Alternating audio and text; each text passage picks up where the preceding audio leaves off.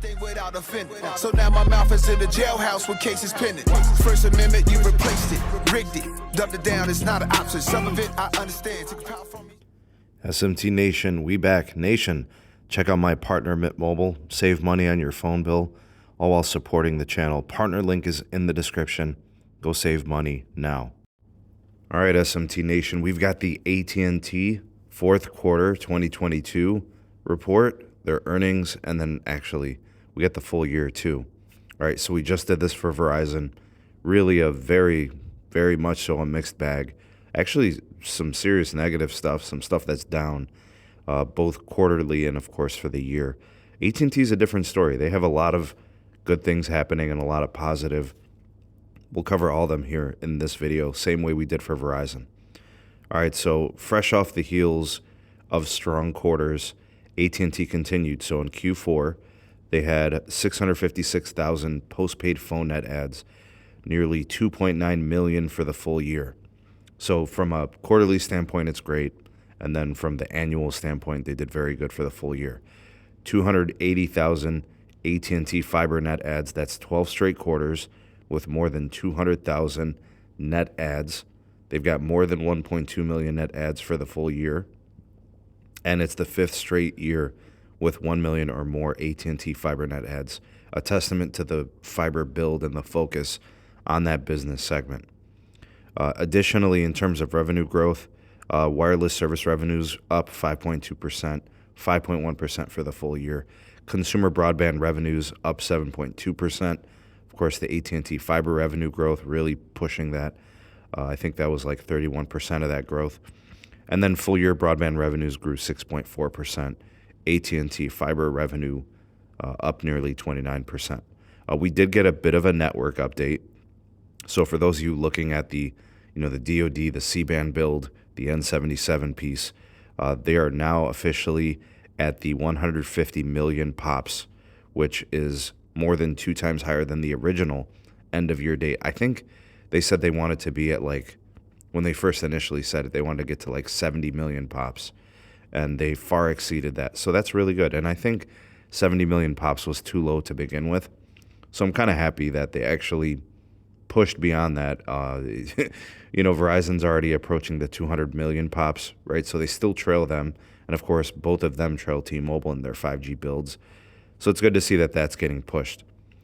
They are also now serving 19 million customer locations and more than 3 million business customer locations in more than 100 U.S. metro areas with their fiber.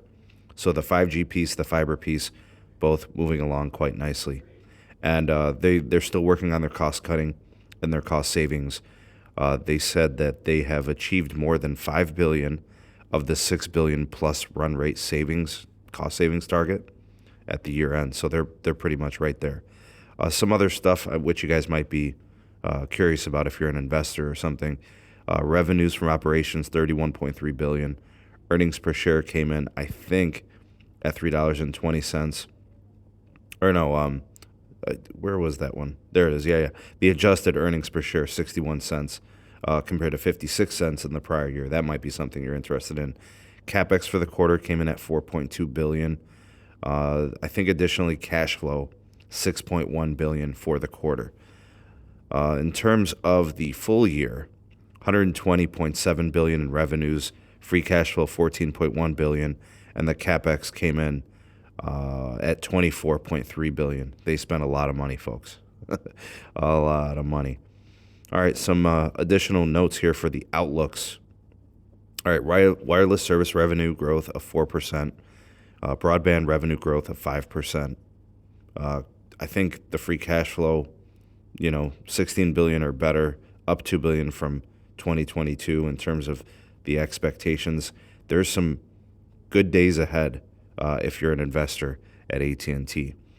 Some other stuff that I saw that was kind of interesting, just for the sake of our channel, the stuff that we really pay attention to was some of the mobility numbers. Let's take a look at those.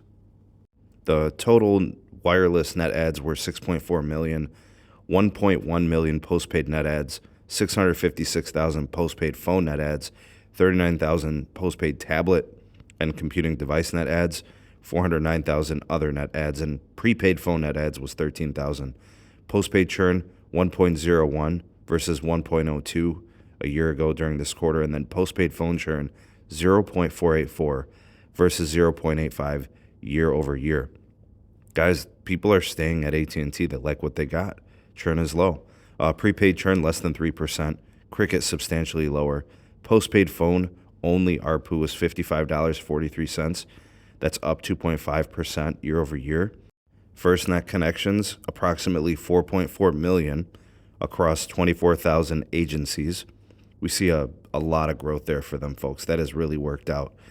In terms of consumer or total broadband, fiber net adds were at 280,000. They did, I guess, exclude the DSL losses, which were 43,000. AT&T Fiber now serves 19 million customer locations, offering symmetrical multi-gig speeds across 100 metro areas. In terms of Latin America, I think they had like 600,000 net adds, most of those being prepaid, but that's kind of how things work there.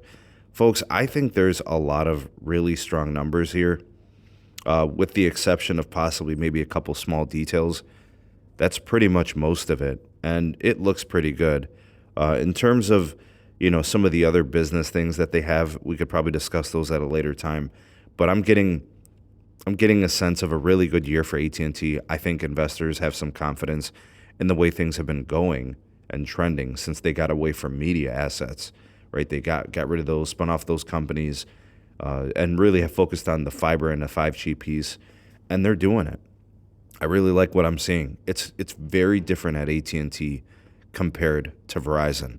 Verizon, while they are profitable and have margins, they just don't seem to grow at all. They're just not as competitive. AT&T just does a better job of that. Let's just go ahead and leave it at that for this video. We'll be discussing this and more topics on the podcast, comparing AT&T to Verizon. And of course, T-Mobile is next. But tell me what you all think of the quarter. You all the voice of the people, the SMT Nation. Let your voice be heard. Like, share, subscribe for more. Turn on the bell notification icon to never miss an upload. Thanks for watching. See you all in the next one. Peace.